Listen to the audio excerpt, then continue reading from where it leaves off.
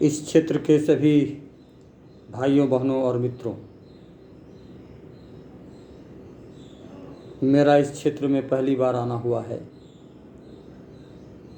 जिसके कारण मैं इस क्षेत्र से उतना भिज्ञ नहीं हूँ।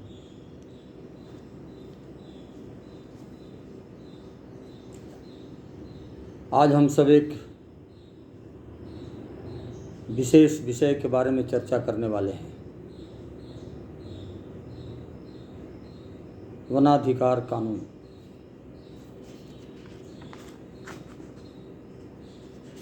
इसके बारे में जानने से पहले हम सबको कुछ विशेष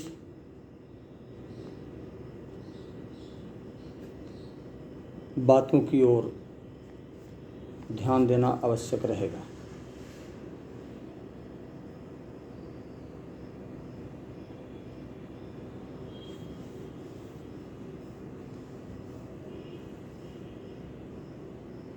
उनमें से है पहला, अनुसूचित शब्द की व्याख्या। अनुसूचित क्षेत्र, अनुसूचित जातियाँ। हम सबको मालूम है कि भारत के संविधान में 22 भाग होते हैं और 395 अनुच्छेद है, जिसको धारा बोलते हैं।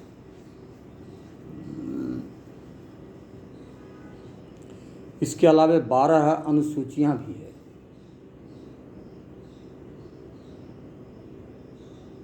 बारह अनुसूचियों में अनेक प्रकार की बिंदुओं को टच किया गया है। उनमें से 5 और 6 बिंदु अनुसूचियां इस देश में निवास करने वाली जनजातियों के बारे में और जनजाति क्षेत्रों के बारे में है। इनमें से 6ठी अनुसूची पूर्वोत्तर के राज्यों नागालैंड, मणिपुर, मिजोरम, मेघालय, आसाम आदि क्षेत्रों के लिए है। उसमें निवास करने वाली जनजातीय समूहों के लिए है। और 5वीं अनुसूची भारत के 10 राज्यों के लिए है, अर्थात इस अनुसूची में भारत के 10 राज्य आते हैं, जैसे झारखंड है, छत्तीसगढ़ है,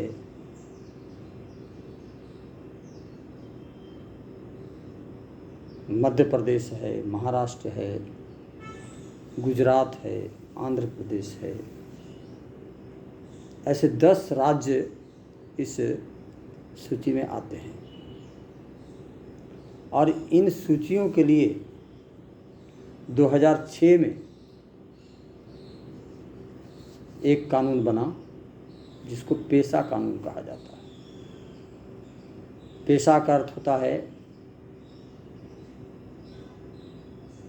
panchayat extension in schedule area, अर्थात पंचायतों का विस्तार कानून। 73वां संशोधन में पंचायत को जो अधिकार दिया गया, अब इस पेशा कानून आने से वही अधिकार, लगभग कहीं उससे अधिक, पंचायत में छोटे छोटे टोले, कस्बे,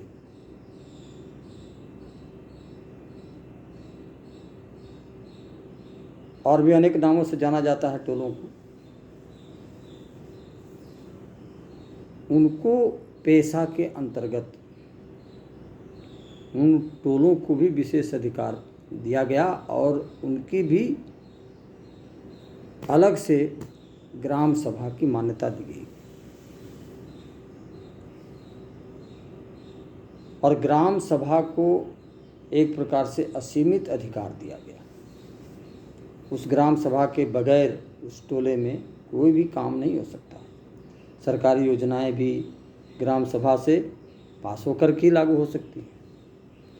अनेक प्रकार की चीज़ें हैं पेशा कानून के अंतर्गत, उस गांव के लिए, टोले के लिए, और ग्राम सभा को बहुत शक्तिशाली बनाया। आजकल पेशा कानून के बारे में कुछ गलत धारणाएं हो जाने के कारण और कभी कभी कोई कानून का अतिरेक उपयोग होने के कारण कुछ गलत फहमियाँ भी हुई है क्षेत्र और राज्य सरकारों के बीच।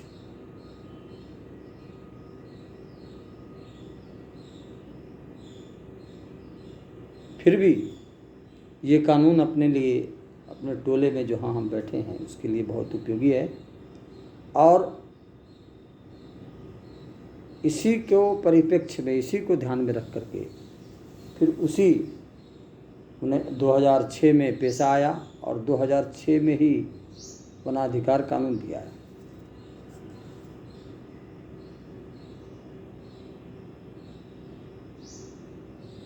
वनाधिकार कानून के अंतर्गत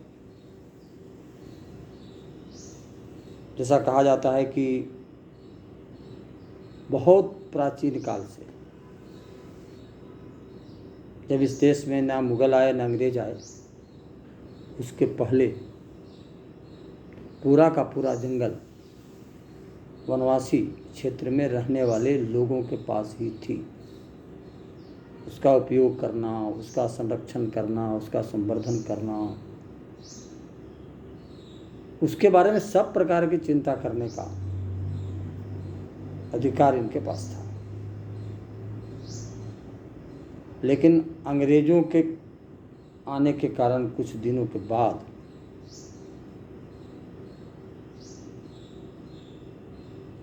खास करके 1857 का प्रथम स्वतंत्रता संग्राम के बाद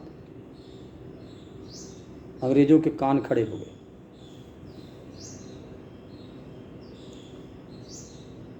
और उस समय इस प्रकार का दिखाई दिया कि 1857 का जो गदर जिसको कहते हैं ये लोग भाषा में, लेकिन स्वतंत्रता की पहली लड़ाई थी, उसको दबाने के लिए अंग्रेज बड़ी क्रूरता से और पेश आकर के यहाँ के लोगों की आवाज़ बंद करने का प्रयास किया।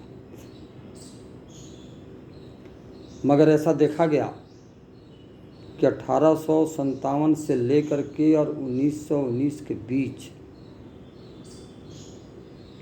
जनजाति क्षेत्रों ने इस आवाज़ की बुलंदी को कम नहीं होने दिया और इस आवाज़ को संघर्ष के रूप में जगह जगह वो करते आए।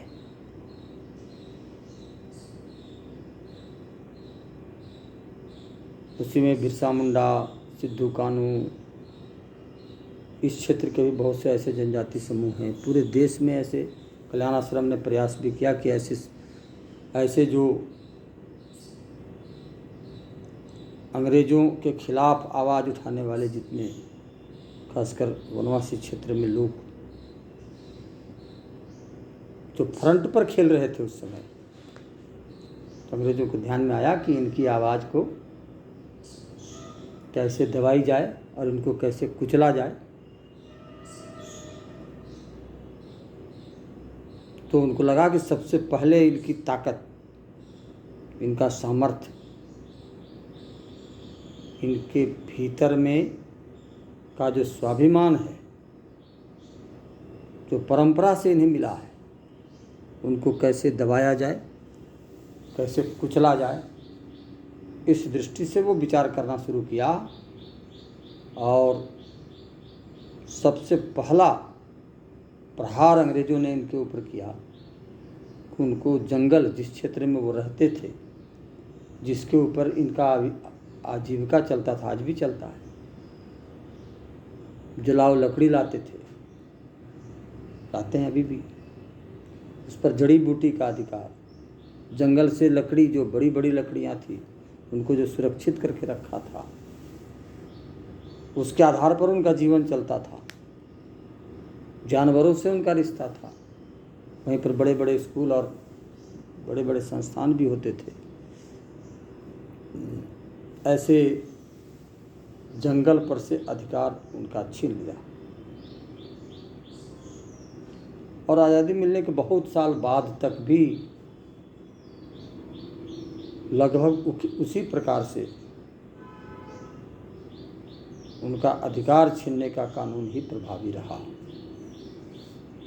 वर्षों से अत्याचार के बाद 2006 के पहले से ही प्रक्रिया शुरू हो गई थी, जब भारत सरकार ने उन दिनों अलग से जनजाति मंत्रालय बनाया। उस समय से ही ऐसी सब चर्चाएं शुरू हुई और 2006 में ये कानून का रूप आया। 2006 की संसद ने इस कानून को पास किया। 2007 में इसे लिखा गया। 2008 में इसका नोटिफिकेशन हुआ। उसके बाद बहुत सारे ऐसे लोग थे जिनके पास ये कानून गया और उसमें से कुछ सुझाव के आधार पर 2012 में इसको पूर्ण रूप से कानूनी दर्जा मिला।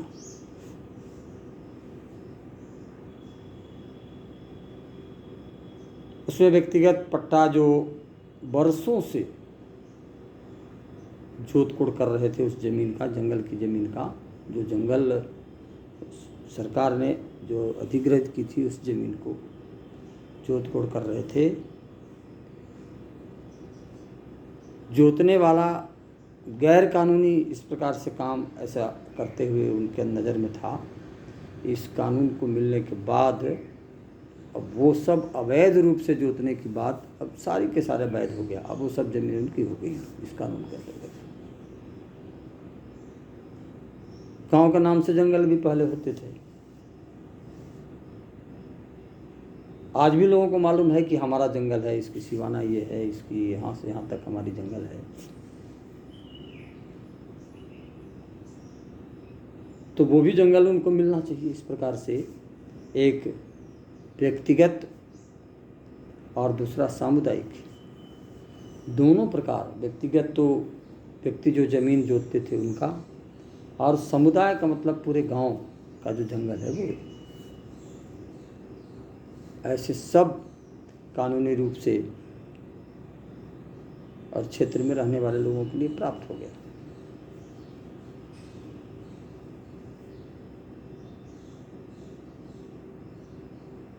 कानून तो बन गया। राज्य सरकारों ने भी कहीं कहीं अलग अलग प्रकार का नियम भी बनाया, लेकिन जो मूल कानून है उसमें वो बहुत छेड़छाड़ नहीं कर सकते हैं। लागू करने की प्रक्रिया भले बदल सकती है। तो आज उसी वनाधिकार कानून के लिए के दृष्टि से हम सब चर्चा करने वाले हैं।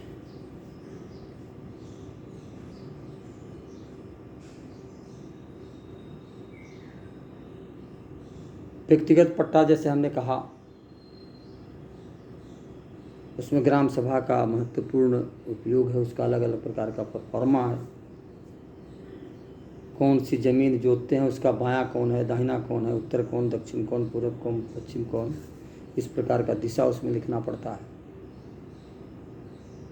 उसमें गांव के कुछ बुजुर्गों का हस्ताक्षर भी होता है, जिसमें फॉर्म में रहता है कि वो साबित करते हैं कि ये इतने वर्षों से इस ज़मीन को जोत रहा है। और उसमें एक और प्रावधान आया कि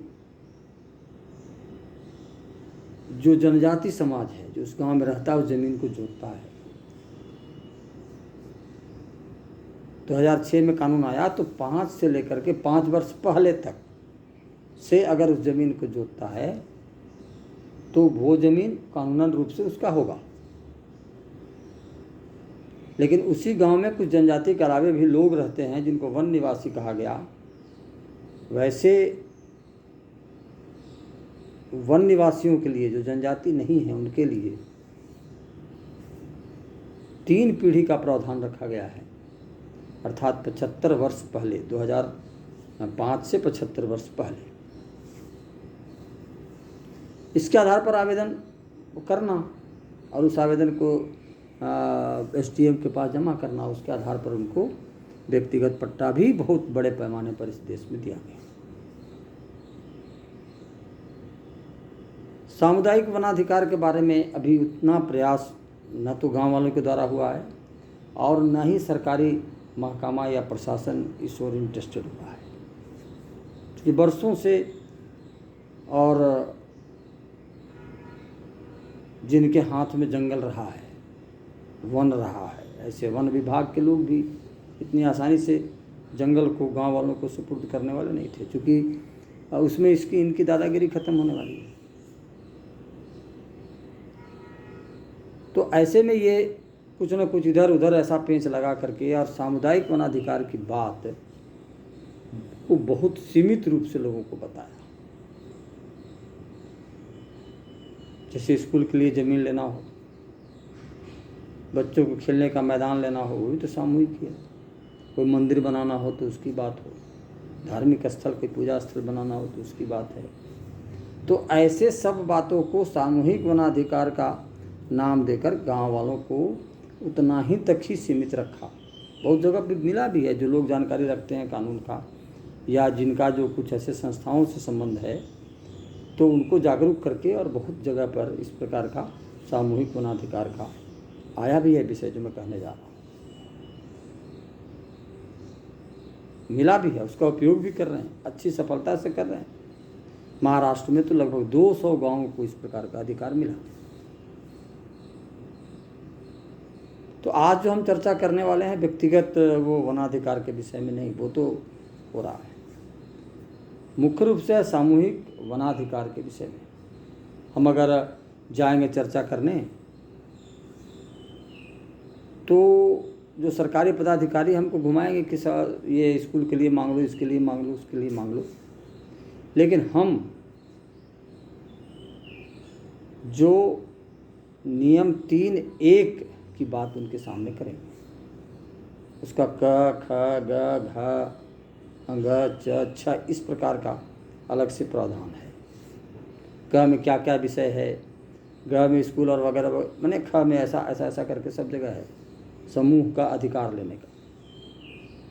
लेकिन झ को लोग छुपा करके रखते हैं। झ के बारे में हमको जानना है कि जो झ है उसमें वनों का संरक्षण, वनों का संवर्धन, वनों का संचालन, ऐसे सारे विषय हैं। जंगल को आप बढ़ा भी सकते हैं, जंगल की सुरक्षा भी करना आपको है, जंगल का संवर्धन मैंने बढ़ाना भी है, संरक्षण भी करना है, उसका उपयोग भी करना है अपने गांव के विकास की दृष्टि से।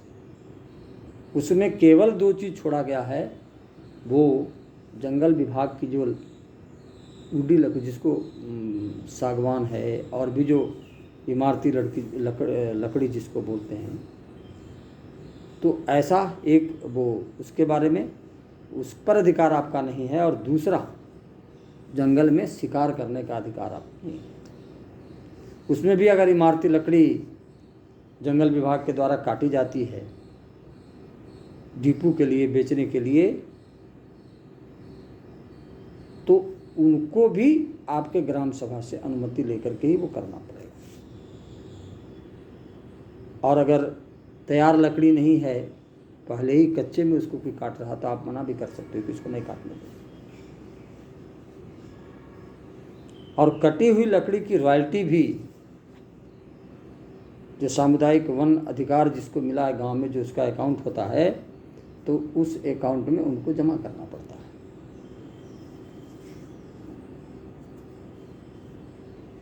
तो इस प्रकार से सामुदायिक वनाधिकार है।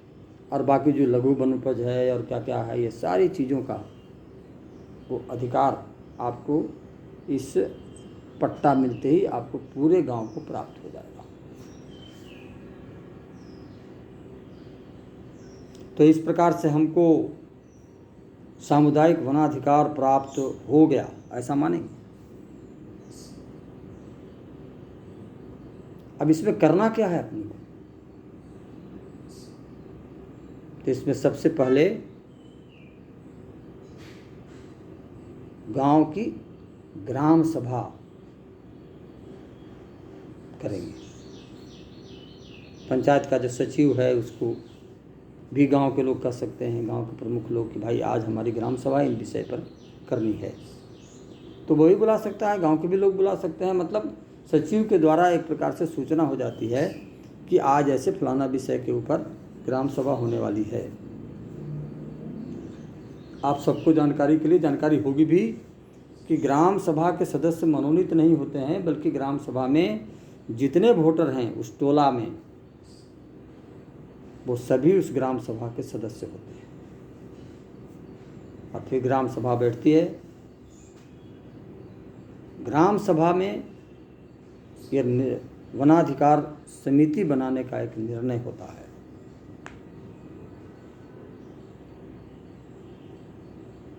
ग्राम सभा में समिति बनती है, समिति बन गई तो फिर ग्राम सभा से उसका अनुमोदन करना होता है। ये वनाधिकार समिति बन गई। इसमें वन विभाग वाले बड़े चालाक हैं ना। जैसे ही कानून ये का घोषणा हुई, नोटिफिकेशन के पहले ही उन्होंने अनेक प्रकार का उपक्रम शुरू कर दिया। वन समिति कहीं कहीं बनाया, कुछ और बनाया। वन समिति के माध्यम से गैसोमैक्स दिया, दरी दिया, कहीं कहीं छोटा एक कमरा बना करके दे दिया, बच्चों को खेलने के लिए छोटा सा मैदान भी दे दिया और इक्विपमेंट्स भी दिया, फुटबॉल दिया, क्रिकेट दिया, वॉलीबॉल दिया, नेट दिया, बॉल दिया, सब दिया। तो ऐसा करके गांव वालों की सहानुभूति हमारी ओर कैसे बढ़े, इसका ध्यान वन विभाग रखा। क्योंकि ऐसा कानून है कि अगर इसको पट्टा मिल गया, इसका अधिकार मिल गया, तो ये पूरा जंगल गांव वालों का हो जाएगा।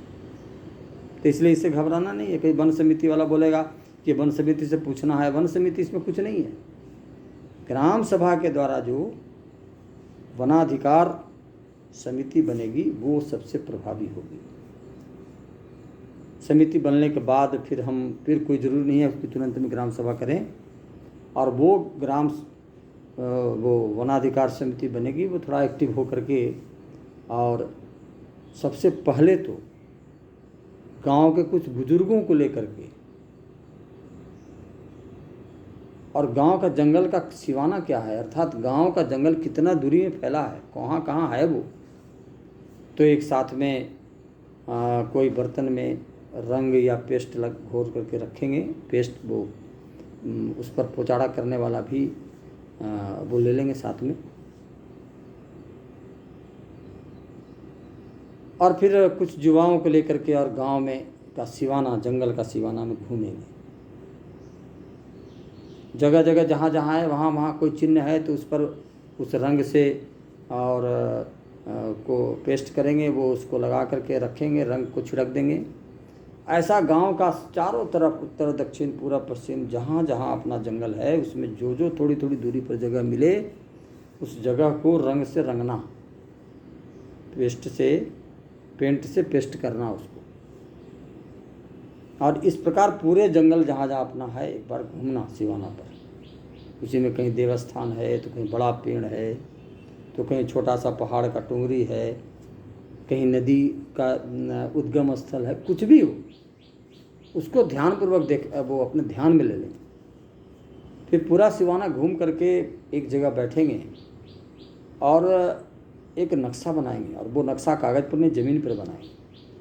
वो नक्शा को नजरीय नक्शा बोला जाता है। ज़मीन पर नक्शा बनाएंगे तो पहले पूरब दिशा से शुरू करेंगे, जिधर से सूर्य उगता है, भगवान उगते हैं, वहाँ पर क्या है उसको चिन्हित करेंगे पूरब दिशा में। फिर पश्चिम दिशा में जहाँ भगवान डूबते हैं, सूर्य भगवान, उधर में कोई चिन्ह है जो हम घूम करके लगाए, उसी चिन्ह को रखेंगे, लिखेंगे। फिर उसी प्रकार उत्तर है, दक्षिण है, ऐसा चारों तरफ। इस प्रकार कहाँ गांव है उसको गांव को दर्शाएंगे, किधर में गांव का गोठान है जहाँ पर जानवर रखे जाते हैं उसको दर्शाएंगे, जंगल कितने क्षेत्रों में है उसको उस नक्शे में दर्शाएंगे, विद्यालय कहाँ है, खेल का मैदान कहाँ है, ऐसा सब उस नक्शे में और ज़मीन पर दर्शाएंगे। बाद में उसके नक्शे का फ़ोटो निकालेंगे, नहीं होगा तो उसी नक्शे के आधार पर फिर कागज़ पर एक नक्शा बढ़िया तैयार करेंगे और नीचे लिखेंगे नज़रिए नक्शा। ये लिखा गया, नज़रिए नक्शा बन गया। सरकार की ओर से भी कुछ परफॉर्मा आता है, उसमें वो उसको भरेंगे। बाद में सभी चीज़ों को भरना है आपको। गांव में कितने प्रकार के जानवर हैं, जंगल में कितने प्रकार के पेड़ पौधे हैं, जंगल में कितने प्रकार का लघु वन उपज है, जंगल में कितने प्रकार की विशेष पक्षियां हैं, और इस जंगल के दूसरे तरफ जो जंगल है वो किसका है, किस गांव का है, पूरब तरफ किस गांव का है, पश्चिम तरफ किस गांव का है, उत्तर तरफ किस गांव का है, दक्षिण तरफ किस गांव का है। तो ऐसे सभी गांवों के जंगल का भी नाम लिखना है उत्तर दक्षिण जब हम नजरिए नक्शा बनाएंगे तो। और अनेक प्रकार का परफॉर्मा जैसा बताया उस प्रकार का परफॉर्मा मिलेगा, A B C इस प्रकार का ऐसा करके फिर उसको हम लोग भरेंगे। एक जगह बैठ करके भरेंगे, 10 लोग 20 लोग बैठ करके उसको याद करके भरेंगे कि कितने प्रकार की सब्जियां मिलती है, कितने प्रकार के पक्षी मिलते हैं, कितने प्रकार के पेड़ है, कितने प्रकार के जानवर है, ऐसा सब लिखेंगे। और उसके बाद जैसा कहा कि जितने वोटर हैं, जितने मत देने वाले हैं, वयस्क नागरिक हैं, चाहे महिला हो कि पुरुष हो, उसकी ग्राम सभा होती है ना। और वनाधिकार समिति में भी 1/3 महिला रहना चाहिए कम से कम। अगर 15 की समिति बनेगी तो 5 महिला रहेगी, और एक आध महिला की पोस्ट में भी रहेगी, अध्यक्ष, सचिव, कोषाध्यक्ष जो बनेंगे वनाधिकार समिति में, उसमें एक महिला रहेगी जरूर किसी पोस्ट पर। तो ऐसे करके हम लोग सब करेंगे, और उसके बाद सब परफॉर्मा तैयार होगा तो एक बार सत्यापन की दृष्टि से आखिरी सभा करेंगे, ग्राम सभा, सत्यापन की सभा उसकी बोली जाती है। उसमें 7 दिन पहले जिनको जिनको बुलाना है उनके पास नोटिस पहुंचना चाहिए। उसमें हम SDM को भी बुला सकते हैं, CO को भी बुला सकते हैं, वहाँ स्थानीय BDO उसको भी बुला सकते हैं, पंचायत के मुखिया को या सरपंच को बुला सकते हैं, राजस्व के कोई पदाधिकारी उनको बुला सकते हैं, DFO है, रेंजर है, DFO है, ये फॉरेस्टर है, किसी को भी हम जिसको चाहें सबको बुला सकते हैं उसको। और सबको सूचना 7 दिन पहले जाना चाहिए सत्यापन सभा के लिए। वो आएंगे, जरूर आएंगे, नहीं आएंगे तो अपनी प्रतिनिधि भेजेंगे, लेकिन 7 दिन नहीं पहले अगर नहीं गया तो वैधानिक दृष्टि से वो ग्राम सभा नहीं मानी जाएगी। तो इस प्रकार से हम सत्यापन की सभा करेंगे, जिसमें और हमेशा ग्राम सभा में जो भी प्रस्ताव लेना है तो 50% से अधिक संख्या होनी चाहिए। 700 आप बता रहे हैं कि हमारे यहाँ वो वोटर हैं, तो 350 से अधिक, माने 360, 370 इस प्रकार की संख्या के द्वारा ही लिया गया प्रस्ताव मान्य होता है, कोरम पूरा करना। तो इस प्रकार से हम प्रस्ताव पारित किया, और उसमें जो सत्यापन की सभा है उसमें आसपास में जो पूरा पश्चिम उत्तर दक्षिण जिन जिन गाँवों का जंगल है उनके भी प्रमुख लोगों को वहाँ बुलाना, और उनके भी जो फार्म होगा, मुख्य फार्म होगा, उस पर उसका हस्ताक्षर कि हमको ये जो नज़रिए नक्शा है ये इनके गांव का है, इसमें हमारा वो जंगल नहीं है, हमको कोई आपत्ति नहीं है, इस प्रकार से वो लिखकर हस्ताक्षर करेंगे। ऐसे चारों दिशा के जो गांव का जंगल है उसको आपका ये दावा तैयार हो गया। ये दावा तैयार होने के बाद अब देना है किसको ये सोचना है, और उसमें हस्ताक्षर गांव के प्रमुख लोगों का भी होगा, 4-5 लोगों का। वो जो अनापत्ति प्रमाण पत्र जिसका बनेगा, एक परफॉर्मा बनेगा, उसमें आजू बाजू के 4-5 गांव के जो प्रमुख व्यक्ति है उनका साइन होगा, मुहर होगा, या गांव के जो प्रमुख होते हैं, गांव बूढ़ा बोलते हैं, कहीं पटेल बोलते हैं, उनका मुहर ये होगा, पंचायत का जो प्रमुख है उनका मुहर होगा, और जो वहाँ पर राजस्व वगैरह वगैरह सभी पदाधिकारी उपस्थित होंगे, सबकी उस सत्यापन वाली जो सहमति की बैठक होगी उसमें उनका हस्ताक्षर मुहर सहित होगा। इसके बाद आपका दावा तैयार होने के बाद उस दावे को हम सब SDM के यहाँ देंगे। कभी कभी भ्रम भी फैलाते हैं कि अरे SDM के यहाँ क्या देना है, वो यहीं दे दीजिए, आप अपने पंचायत में जमा कर दीजिए, वो लोग जमा करें, उनका काम है। तो नहीं, ये हम दावा वैधानिक दृष्टि से आपको SDM को ही देना है। और 3 प्रति एक दावा तैयार करेंगे तो उसका फ़ोटोकॉपी करके 3 कॉपी बना लेंगे। 1 कॉपी पर रिसीविंग ले लेंगे, 1 कॉपी उनके पास जमा कर देंगे और 1 कॉपी अपने कार्यालय की दृष्टि से रहेगा, सुरक्षित रहेगा, उसमें भी रिसीविंग रहेगा। तो इस प्रकार से दावा तैयार हो गया और हम लोग उस दावे को एसडीओ के पास दे दिए। आप दावा देने के साथ ही वो जंगल का संरक्षण, संवर्धन और बाकी जितनी चीज़ें हैं वो सब एक प्रकार से आपके अधिकार क्षेत्र में हो गया। उनको दावा देना है, दावा मंजूर करना है। इस दावा को वो किसी भी स्थिति में निरस्त नहीं कर सकते। अगर कहीं कोई त्रुटि रहती है तो फिर से उसको वापस करते हैं। एसडीओ हो सकता है कि प्रखंड में अपने सीईओ से पूछे, पंचायत में पूछे, आपके ग्राम सभा में भी लौट करके आ सकती है कि यहाँ त्रुटि है, इसको ठीक करके फिर से दावा भेजिए। और उसके लिए समय भी है निर्धारित कि इस समय तक पूरा करना है आपको। और दावा आपने दे दिया, रिसीविंग ले लिया, तो चुपचाप घर में आपको बैठना नहीं है। पहले भी हमने कहा कि जैसा इतना आसानी से वन विभाग अपने अधिकार को छोड़ने वाला नहीं है, कानून बनने के बाद भी। तो उसके पीछे अपने को लगा रहना है और बड़ी दृढ़ता से लगा रहना है, हर दृष्टि से लगा रहना है। थोड़ी बहुत कहीं कठिनाई अगर होती है, कहीं कोई अड़चन होता है कानून की दृष्टि से, तो उस दृष्टि से हम जैसे कार्यकर्ता आपके सहयोग करने के लिए भी तैयार रहेंगे। लेकिन आप अगर अपेक्षा करिए कि ग्राम सभा में हम बैठेंगे, तो ग्राम सभा में गांव के जितने सदस्य हैं उसके अलावे किसी को भी बैठने का अधिकार नहीं है।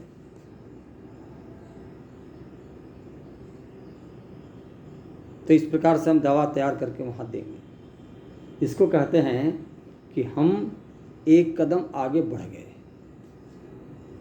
अगर आप 1 कदम आगे बढ़ेंगे तो भगवान भी आपको 100 कदम आगे बढ़ा देगा। नहीं तो आप कलकत्ता की गाड़ी पर बैठे ही नहीं और कलकत्ता की गाड़ी की कल्पना करेंगे। दिल्ली की गाड़ी में बैठ गए तो दिल्ली पहुंच जाए, कलकत्ता कैसे पहुंचेंगे? इसलिए सही रास्ते पर चलना पड़ेगा और उसमें जो बाधाएं आएंगी, विभिन्न प्रकार का आएगा अड़चन। हो सकता है वन विभाग के लोग 4 लोग को गांव में खड़ा कर देगा, इस ग्राम सभा के खिलाफ वहीं बोलना शुरू करेगा। कुछ भी आ सकता है, कुछ भी हो सकता है, वो बहुत कुछ कर सकता है। तो ऐसे सब बाधा को पार करना